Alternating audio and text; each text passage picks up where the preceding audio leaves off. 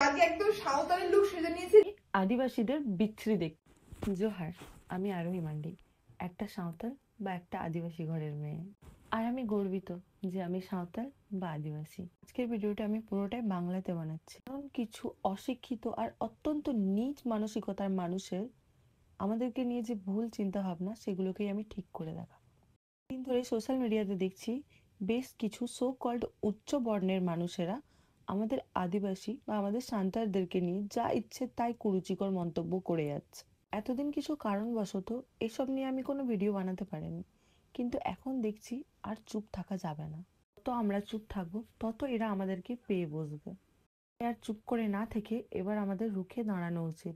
তো মানুষের কথা জবাব দিতে চাই, কিন্তু প্রবলেমটা হচ্ছে আমার কাছে সেই ভিডিও ক্লিপসগুলো নেই, কিন্তু কম বেশি তোমরা ওই ক্লিপসগুলো সবাই দেখেছো, কারণ এগুলো প্রচণ্ড পরিমাণে ভাইরাল ছিল। ভিডিওতে কি হয়েছিল আমি সেটা তোমাদের প্রথমে বুঝিয়ে বলি।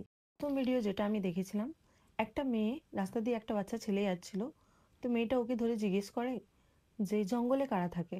তো বাচ্চাটা প্রথমে অন্য কিছু বলতে যাচ্ছিল, তারপর জানি না বাচ্চাটা বললো কি জঙ্গলে আদিবাসীরা থাকে। বাচ্চাটা না হয় ছোট, ও হয়তো জানে না, কিন্তু যে ভিডিওটা করছিল সে আবার হাসতে হাসতে বলছে জঙ্গলে আদিবাসীরা থাকে। হ্যাঁ বোন, আমি তো গভীর জঙ্গলের মধ্যে বসে আছি আর মশাল জ্বালিয়ে আমি ভিডিও করছি।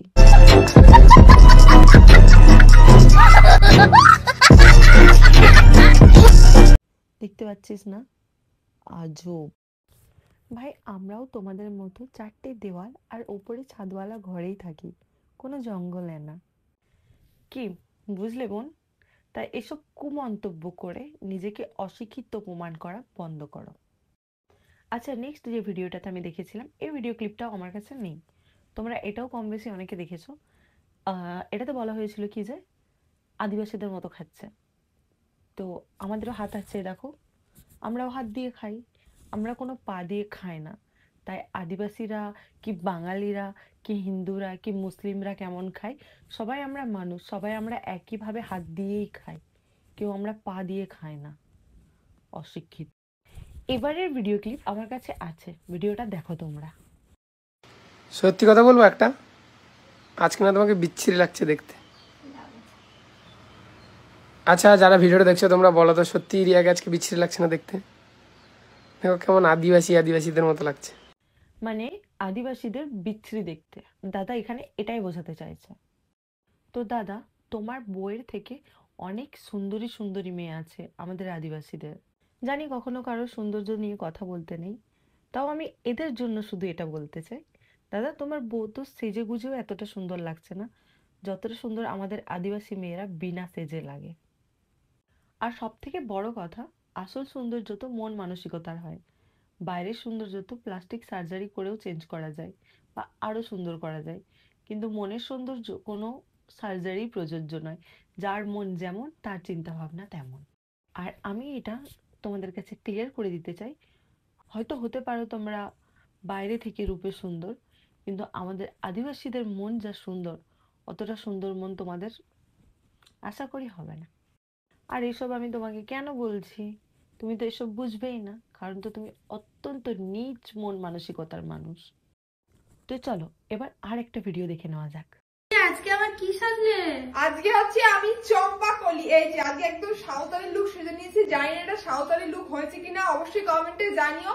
তো না দিদি, এটা মোটেও সাঁওতালি লুক না। চলো আমি তোমাকে দেখাচ্ছি সাঁওতালি লুক কেমন হয়।